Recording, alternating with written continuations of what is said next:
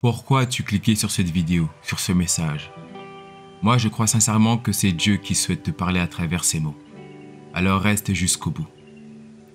Recommencer à zéro, cela signifie effacer tout ce qui est passé, oublier les progrès, les échecs, les erreurs et repartir complètement de zéro avec une nouvelle approche, sans bagage. Dans 2 Corinthiens 5, verset 17, la parole de Dieu nous dit: si quelqu'un est en Christ, il est une nouvelle créature. Les choses anciennes sont passées, voici toutes choses sont devenues nouvelles. Mon ami, je ne sais pas ce que tu as vécu. Peut-être que jusqu'à aujourd'hui, tu as traversé des moments de désillusion, d'échec, de pauvreté ou même de solitude. Mais aujourd'hui, je t'invite à abandonner ce passé et à renaître. Imagine une corbeille de fruits. Tu sais, quand un fruit est pourri, il contamine ceux qui l'entourent. Tout devient immangeable. C'est pareil avec nos vies. Si nous ne faisons rien, ces fruits pourris, nos mauvais choix, finissent par tout gâcher. Mais imagine que tu puisses revenir en arrière avec la connaissance des erreurs que tu as faites. Ne changerais-tu pas de direction? Ne choisirais-tu pas une autre voie, un autre chemin pour arriver à une vie différente de celle que tu mènes aujourd'hui?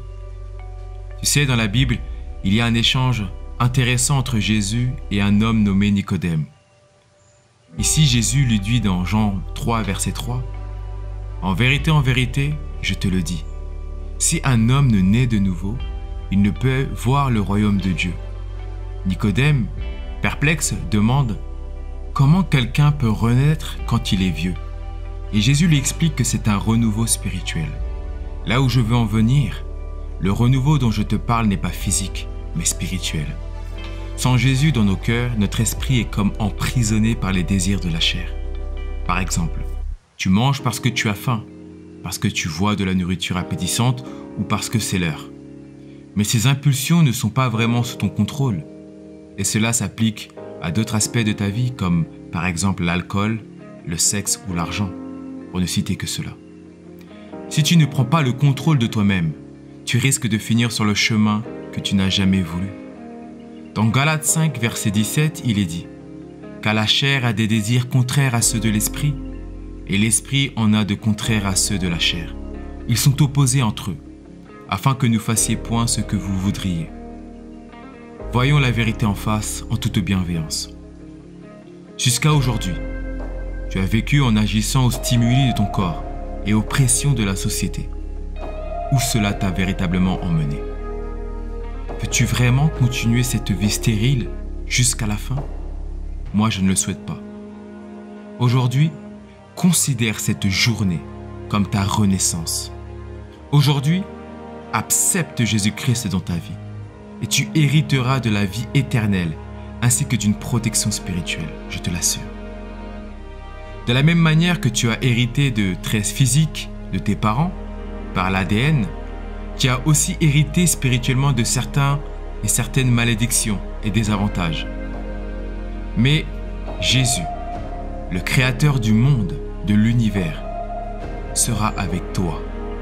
Il t'enseignera, te guidera dans ta destinée. Il y aura des épreuves, oui, mais elles te seront bénéfiques pour toi.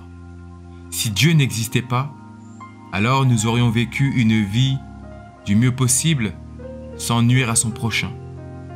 Mais si Dieu, Jésus, existe véritablement et que tu ne l'acceptes pas dans ton cœur, alors en vérité, c'est l'enfer éternel qui t'attend. Tu sais, dans Romains 10, verset 9, il est dit « Si tu confesses de ta bouche le Seigneur Jésus, et si tu crois dans ton cœur que Dieu l'a ressuscité des morts, tu seras sauvé. » La parole de Dieu est vivante, elle est esprit et vie. Et je t'assure que si tu fais cette prière maintenant, ta vie changera pour le meilleur. Mais es-tu prêt à recommencer à zéro? Es-tu prêt à laisser les sacs de malédiction et d'échecs par terre?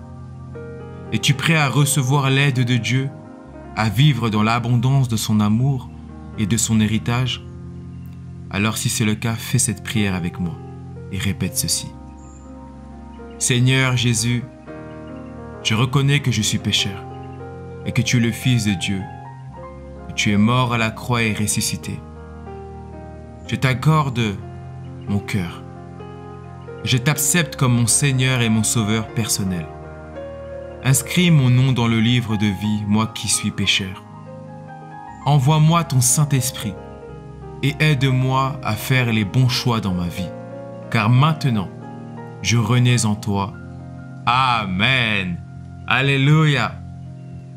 Si tu as fait cette prière, sache qu'il y a une grande fête dans le ciel à cause de toi. Maintenant que tu recommences ta vie à zéro spirituellement, sache que pour faire les bons choix, tu dois te procurer la Bible, qui est la parole de Dieu. Tu dois la méditer jour et nuit. Et le Saint-Esprit, l'Esprit de Dieu qui est maintenant en toi, va t'aider, va te conseiller, un peu comme une boussole, comme un conseiller. Car l'Esprit de Dieu, le Saint-Esprit, n'est pas un vent, mais c'est une personne. La personne de Dieu vit en toi. Et tu deviens l'Église et le temple du Saint-Esprit. Donc maintenant, entre dans ta destinée, car tu n'es pas en retard. Si cette vidéo t'a touché, fais-le moi savoir en commentaire, like, partage et comme d'habitude, stay blessed in Jesus' name.